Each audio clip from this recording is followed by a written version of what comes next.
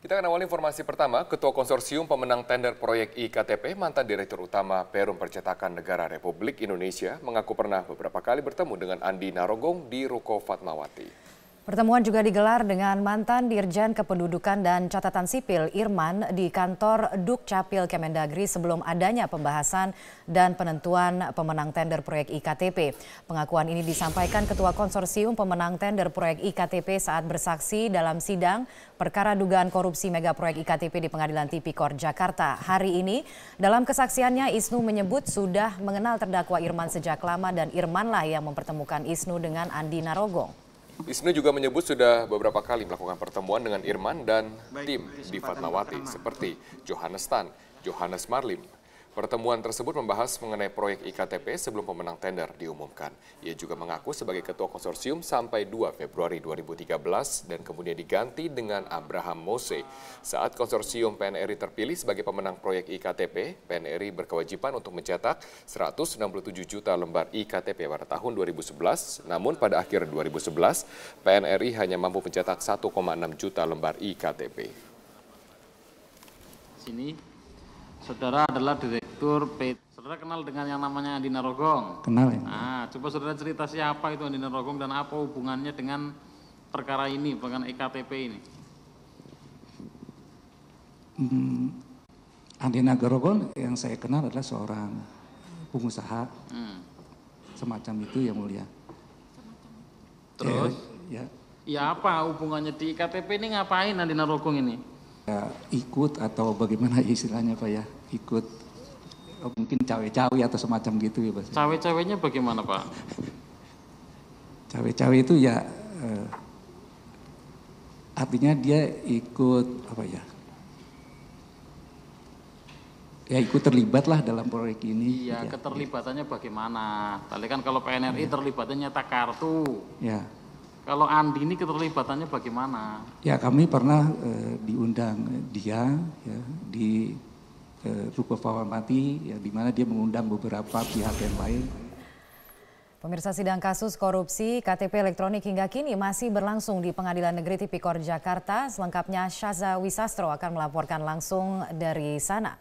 Syaza, bagaimana kelanjutan dari jalannya sidang IKTP sampai dengan saat ini?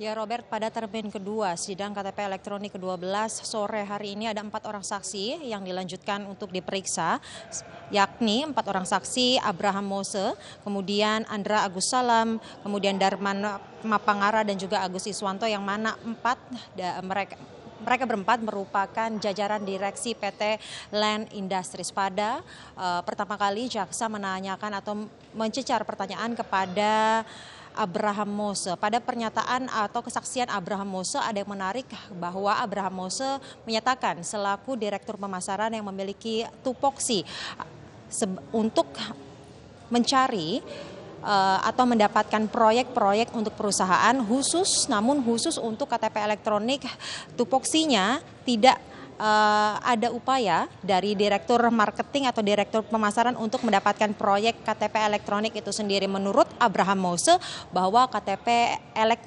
proyek KTP elektronik ini didapatkan dari langit untuk PT Land.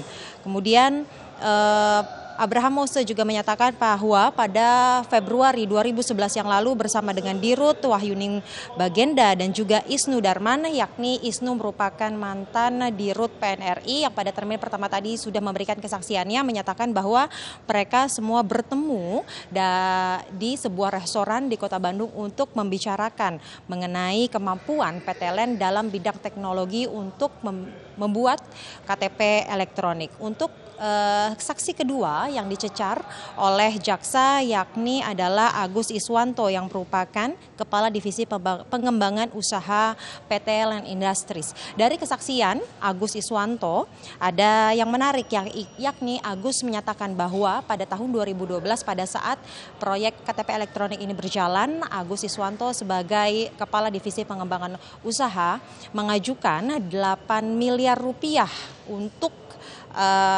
dana pemasaran, yang mana uang atau dana 8 miliar rupiah ini kemudian dibagikan kepada seluruh jajaran direksi PT LEN.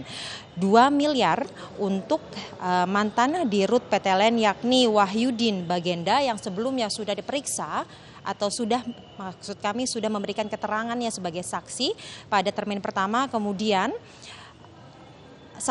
1 miliar masing-masing untuk Abraham Mose, Agus Iswanto, dan juga Andra Agus Salam dan juga Darman Mapangara. Namun Agus Iswanto menyatakan bahwa dana 8 miliar tersebut tidak terkait dengan proyek KTP elektronik, melainkan 8 miliar merupakan dana pemasaran untuk perusahaan PT LEN Industri. Berikut cuplikan kesaksian dari Agus Iswanto. Ada pemberian uang, ada pembagian uang sebesar 8 miliar. Saksi bisa jelaskan? Iya Pak, 8 miliar itu adalah satu kebijakan dari direksi LEN yang sudah diputuskan kebijakan, dan saya bertugas untuk mengajukan dana tersebut. Pertanyaan saya, pembagiannya berapa? Pembagiannya setelah saya ketahui ada Pak Direktur Utama itu 2 miliar, Pak Abraham 1 miliar, saya 1 miliar, ada Pak Darman 1 miliar, Pak Andra 1 miliar. Dan itu adalah dana pemasaran. Robert dan Kania, yang menarik dari pernyataan Agus Iswanto bahwa jajaran direksi PT LEN ini menerima uang dengan total sebesar 8 miliar rupiah. Sebelumnya pada termin pertama, mantan direktur PT LEN Wahyudin Bagenda ini membantah bahwa uang tersebut diterima olehnya, bahwa uang tersebut sebenarnya hanya untuk pemasaran untuk PT LEN. Padahal menurut jaksa dalam BAP Wahyudin saat diperiksa oleh penyidik KPK, Wahyudin membenarkan adanya penerimaan uang sebesar 2 miliar tersebut untuk dirinya.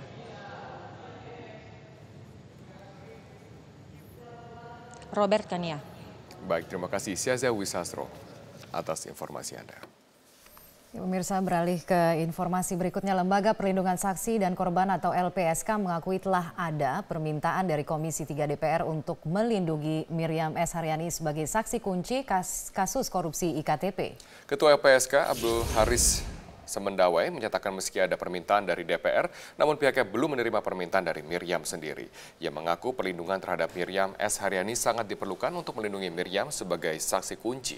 Ini diharapkan dapat membuka kasus mega korupsi proyek KTP elektronik. Miriam yang diketahui sebagai orang yang membagi-bagikan fee proyek IKTP kepada para anggota DPR sempat mengaku diancam oleh sejumlah pihak. Untuk itu, LPSK juga sempat menawarkan perlindungan kepada Miriam, namun belum ada sambutan positif dari Miriam.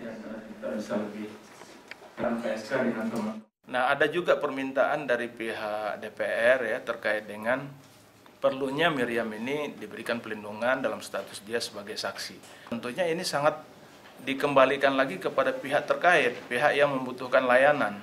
Kalau yang bersangkutan sendiri ternyata tidak bersedia dilindungi LPSK dengan berbagai pertimbangannya, tentunya kita juga tidak bisa memaksa. Nah, meskipun demikian, karena juga ada permintaan dari teman-teman Komisi 3 dan memang sejak awal kita sudah ada inisiatif ya untuk melindungi yang bersangkutan. Pemirsa, Partai Hanura putuskan mengganti posisi tersangka kasus keterangan palsu IKTP Miriam S. Haryani sebagai anggota DPR. Sementara itu, KPK menyebut mantan anggota Komisi 2 DPR tersebut berpotensi ditetapkan sebagai tersangka kasus dugaan korupsi KTP elektronik. Pasca Satuan Tugas Mabes Polri dan Komisi Pemberantasan Korupsi menangkap Miriam S. Haryani yang sempat buron selama 4 hari, Partai Hanura akhirnya mengganti Sri Kandinya sebagai anggota DPR. Oke, nah, besok sudah harus mengganti. Ya, saya harus mengganti. Ayo. Coba. Itu rahasia kita, masa juga mentang-mentang kawan sama aku, rahasia aku juga. Sementara lembaga anti rasuah yang telah menerima Miriam S. Haryani sejak Senin 1 Mei 2017 akan melanjutkan pemeriksaan ulang terhadap mantan anggota Komisi 2 DPR itu. Pasalnya, Sejak diringkus satuan tugas, kondisi Miriam belum membaik akibat kelelahan. Meski demikian, Wakil Ketua KPK Basaria Panjaitan menegaskan Miriam berpotensi menjadi tersangka kasus korupsi senilai 2,3 triliun rupiah. Itu mungkin di ini ya, itu masuk di teknik penyidikan. Atau bahkan dia mungkin jadi tersangka korupsinya juga, Bu. Bisa iya, bisa tidak. Kita jangan membuat persepsi yang sementara sampai situ.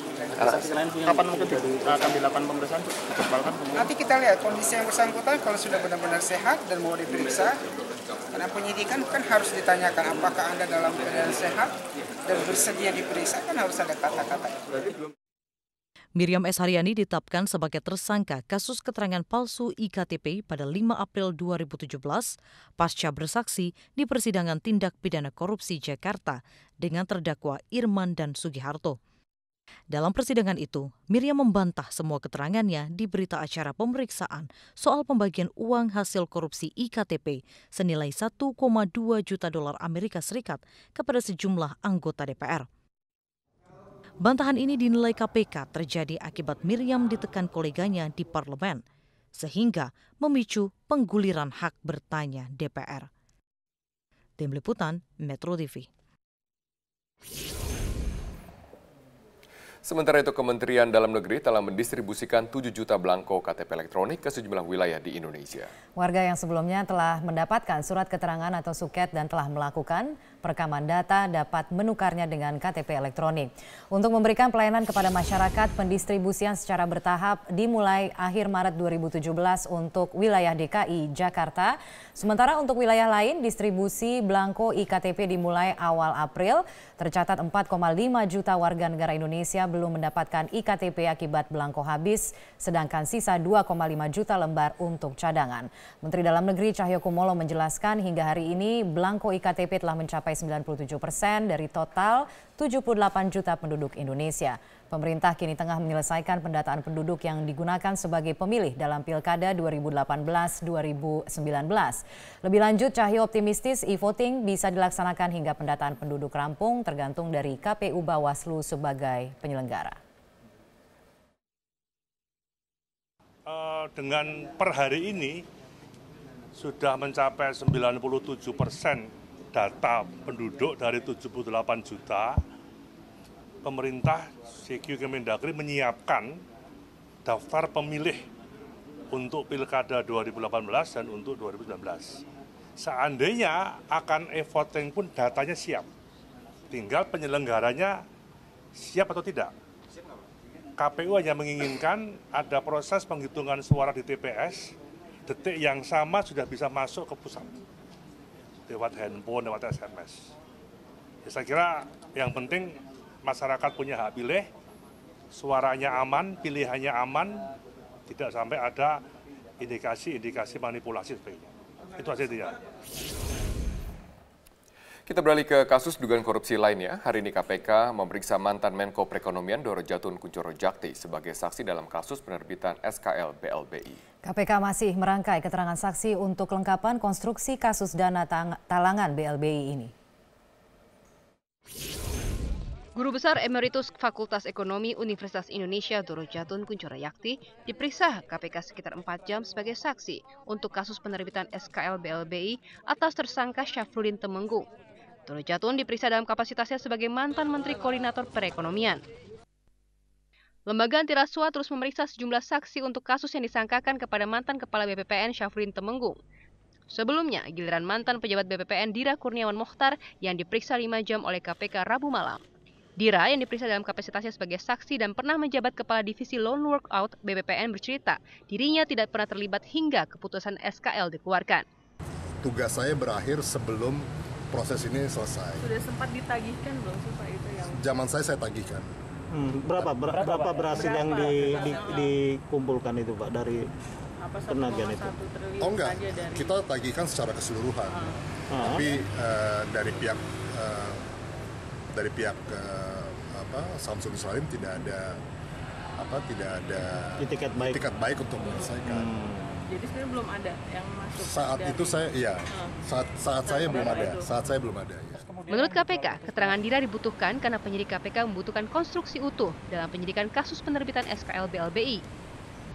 Keterangannya dibutuhkan karena kita tentu harus membangun konstruksi yang utuh, proses penerbitan SKL itu seperti apa, proses pengurusan BDNI pada saat itu seperti apa, karena obligor yang kita kaitkan dengan penerbitan SKL hari ini adalah BDNI Syamsul Nur Salim tersebut.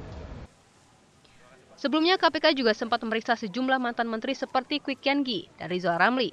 Kasus penggunaan dana talangan lewat SKL BLBI ini diduga merugikan negara lebih dari 138 triliun rupiah. Sementara total kucuran dana talangan mencapai 147,7 triliun rupiah. Tim Liputan, Metro TV.